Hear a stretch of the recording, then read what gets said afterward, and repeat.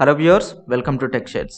ఒక bitcoin value 20 lakhs Indian rupees ని cross చేసింది. ఇదే బిట్ కాయిన్ ఒకప్పుడు అంటే 2015 కి 21,000 ఇండియన్ రూపీస్ మాత్రమే ఉంది. అంటే జస్ట్ 5 years లో దీని వాల్యూ 100 times అయింది. అంటే మీరు ఒకవేళ 2015 లో గానీ దీనిలో 1 lakh రూపీ ఇన్వెస్ట్ చేసి ఉంటే ఈ రోజు దాని వాల్యూ 1 crore అయి ఉండేది.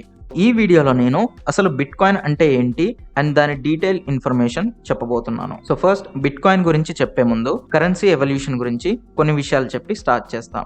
మనకి ఏదైనా ఒక వస్తువు కావాలన్నా లేదా సర్వీస్ కావాలన్నా అది ఎవరి దగ్గర దొరుకుతుందో వాళ్ళకి మనం డబ్బులు ఇచ్చి ఆ వస్తువుని లేదా సర్వీస్ ని తీసుకుంటాం. హ్యూమన్ ఎవల్యూషన్ లో ఈ ప్రాసెస్ అనేది బార్టర్ సిస్టమ్ తో స్టార్ట్ అయింది. అంటే వస్తు మార్పిడి పద్ధతి ద్వారా స్టార్ట్ అయింది. అంటే మన దగ్గర ఉన్న వస్తువుని అవతల వాళ్ళకి ఇస్తే దాని వాల్యూకి తగ్గట్టు అవతల వాళ్ళు వాళ్ళ దగ్గర ఉన్న వస్తువును మనకిస్తారు. అయితే కొన్నిసార్లు మన దగ్గర వస్తువు ఉన్న టైంకి అవతలి వాళ్ళు ఇవ్వాల్సిన వస్తువు లేకపోవటమో లేదా మనకి వాళ్ళ వస్తువుతో అవసరం లేకపోవటమో లేదా ఇంకేదైనా ఇలాంటి సిచ్యువేషన్స్ నుంచి కరెన్సీ అనేది క్రియేట్ అయింది. అయితే ఫస్ట్ లో కరెన్సీ అనేది చాలా రకాలుగా స్టార్ట్ అయింది. కొన్ని ఫెయిల్యూర్స్ కూడా జరిగాయి. కాయిన్స్ ని కరెన్సీగా యూజ్ చేసిన దగ్గర మాత్రం మాక్సిమం వర్కౌట్ అయింది. కాయిన్స్ తర్వాత నోట్స్ వచ్చాయి. ప్రతి కంట్రీకి దాని ఓన్ కరెన్సీ నోట్స్ క్రియేట్ చేసుకుంది. అయితే ఈ కరెన్సీని ఎంత ప్రింట్ చేయాలి అనేది ఎలా డిసైడ్ అవుతారంటే ఆ కంట్రీ గోల్డ్ రిజర్వ్స్ ఎంతైతే ఉంటాయో దాని వాల్యూకి తగినంత చేస్తారు. అండ్ నెక్స్ట్ ఆన్లైన్ ట్రాన్సాక్షన్స్ వచ్చాయి. సో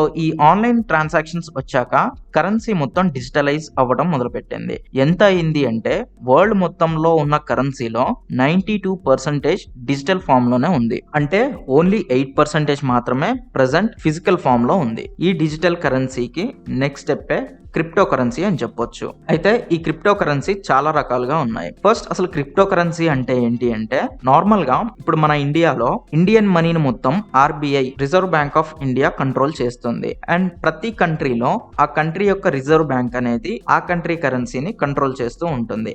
బట్ క్రిప్టో కరెన్సీకి ఇలా కంట్రోల్ చేసే ఒక సిస్టమ్ కానీ ఇన్స్టిట్యూషన్ కానీ ఉండదు. ఇలా ఒక రిజర్వ్ బ్యాంక్ కరెన్సీని కంట్రోల్ చేయడాన్ని సెంట్రలైజ్డ్ కరెన్సీ అంటారు. అండ్ క్రిప్టో కరెన్సీ లాంటి కరెన్సీని డీసెంట్రలైజ్డ్ కరెన్సీ అంటారు. అయితే ఈ బిట్ కాయిన్ అనేది క్రిప్టో కరెన్సీలో ఒక టైప్ ఆఫ్ కరెన్సీ. సో ఈ బిట్ కాయిన్ అంటే ఏంటి, దీన్ని ఎలా యూజ్ చేయొచ్చు, దీని హిస్టరీ ఏంటి, దీనిలో ఇన్వెస్ట్ చేయొచ్చా లేదా, అండ్ ఫైనల్ గా దీని వల్ల లాభాలేంటి నష్టాలేంటి, ఈ డీటెయిల్స్ అన్నిటిని ఇప్పుడు చూద్దాం. ఫస్ట్ బిట్ కాయిన్ అంటే ఏంటి.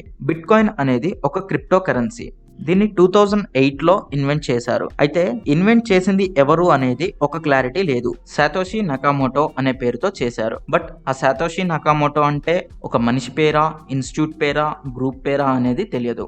ఒక అన్నోన్ పర్సన్ ఆర్ గ్రూప్ అనుకుందాం. దీన్ని 2009 లో రిలీజ్ చేశారు. ఒక ఓపెన్ సోర్స్ సాఫ్ట్వేర్ లా రిలీజ్ చేశారు. ఈ సతోషి నకామోటో అనే పర్సన్ ఆర్ గ్రూప్ bitcoin.org అనే ఒక డొమైన్ ని రిజిస్టర్ చేశారు.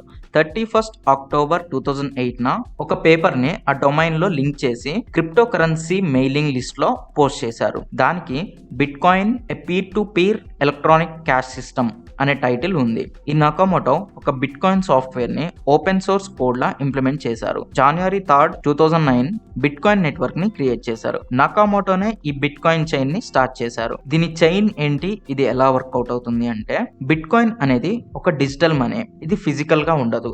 ఇది ఇంటర్నెట్ లో ప్రోగ్రామ్ చేయబడిన మనీ. ఇది ఏ దేశానికి చెందింది కాదు, ఎవరు మానిటర్ చేయలేరు. ఎవరికి దీని మీద గానీ దీని వర్కింగ్ మీద గానీ అధికారం ఉండదు. ఎంతో ముందు చెప్పినట్లు మామూలుగా మనం మనీ సెండ్ చేసినప్పుడు మనీ ట్రాన్సాక్షన్ లో బ్యాంక్స్ ఇన్వాల్వ్ అవుతాయి. ట్రాన్సాక్షన్ మొత్తాన్ని బ్యాంక్స్ మానిటర్ చేస్తూ ఉంటాయి. బట్ బిట్ కాయిన్ విషయంలో మాత్రం బ్యాంక్స్ కానీ లేదా ఇంకే రకమైన ఇన్స్టిట్యూషన్స్ కానీ మీడియం ఉండదు.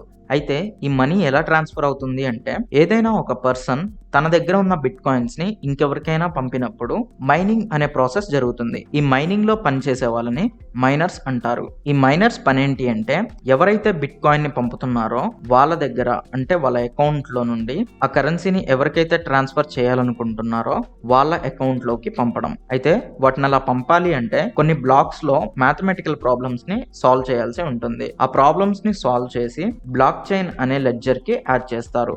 ఈ ప్రాసెస్ అంతా 10 minutes పడుతుంది.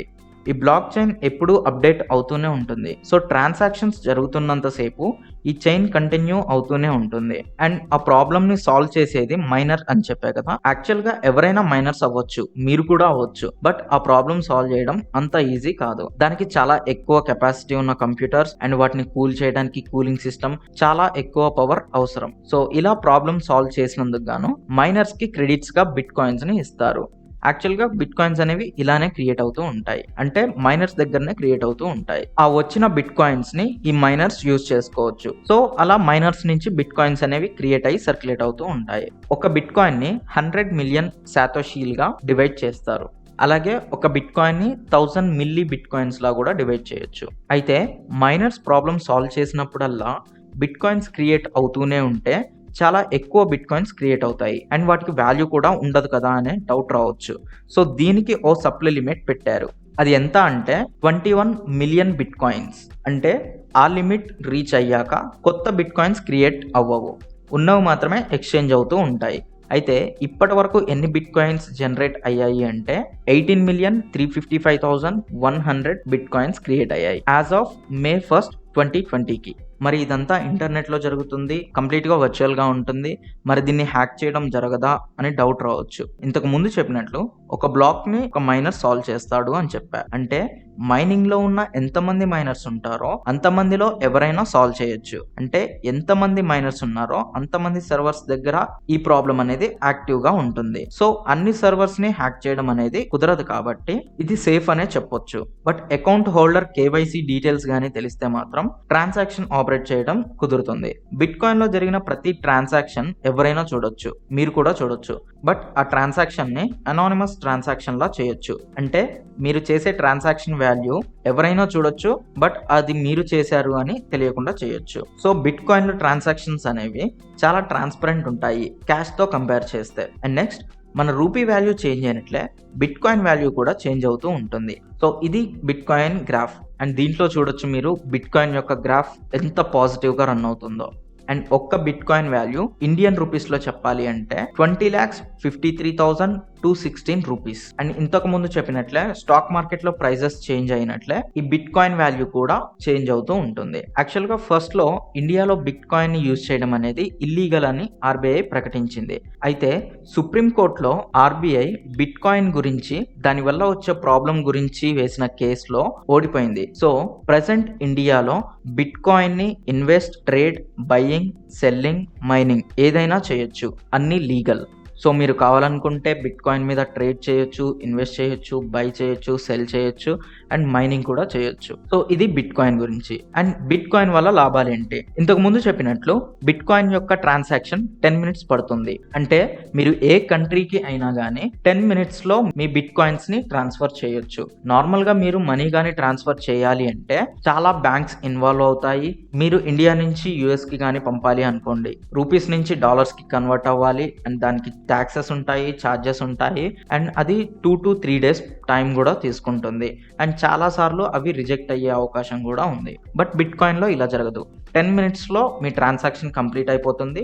దీనికి కంపారిటివ్లీ ఆ రేంజ్ ట్యాక్స్ అండ్ ఛార్జెస్ అనేవి ఉండవు. ఇవి బిట్ కాయిన్ వల్ల లాభాలు. అండ్ బిట్ కాయిన్ వల్ల కొన్ని నష్టాలు కూడా ఉన్నాయి. అవేంటి అంటే, నార్మల్ గా మీరు కరెన్సీ ట్రాన్సాక్షన్స్ చేయాలి అనుకుంటే వెంటనే అయిపోతుంది. అంటే మీరు ఎక్కడైనా బిల్ పేమెంట్లు కానీ ఇంకేదైనా మనీ ట్రాన్స్ఫర్ కానీ చేయాలి అనుకుంటే లోకల్లో అవి ఇన్స్టెంట్ గా అయిపోతాయి. బట్ బిట్ కాయిన్ కి 10 మినిట్స్ పడుతుంది.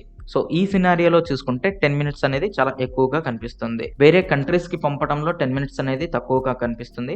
బట్ ఈ సినారియోలో చూసుకుంటే మాత్రం 10 మినిట్స్ అనేది చాలా ఎక్కువ టైంలో కనిపిస్తుంది. అండ్ ఇంకోటి ఏంటంటే, ఇంతకు ముందు చెప్పినట్లు మీరు బిట్ కాయిన్ ట్రాన్సాక్షన్ ని అనానిమస్ గా చేయొచ్చు. అంటే ఎవరు చేస్తున్నారు అన్న విషయం తెలియకుండా చేయొచ్చు. అండ్ ఎంత ట్రాన్సాక్షన్ అయినా చేయొచ్చు, దానికి లిమిట్ ఉండదు. So drugs, mafia, terrorist and black money వీటన్నిటిలో బిట్ కాయిన్ గానీ ఎంటర్ అయిందంటే వీటిని మానిటర్ చేయడం అనేది చాలా కష్టం అవుతుంది.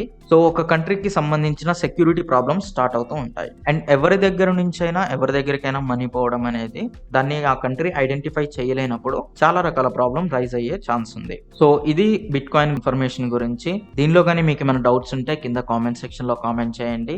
అండ్ ఈ వీడియో కానీ మీకు నచ్చినట్లయితే లైక్ చేసి షేర్ చేయండి. అండ్ ఇంతవరకు ఛానల్ని సబ్స్క్రైబ్ కానీ చేసుకున్నట్లయితే ప్లీజ్ సబ్స్క్రైబ్ చేసుకోండి. అండ్ సబ్స్క్రైబ్ చేసుకోగానే పక్కనే ఉన్న బెల్ ఐకాన్ని కూడా క్లిక్ చేయండి. Thanks for watching.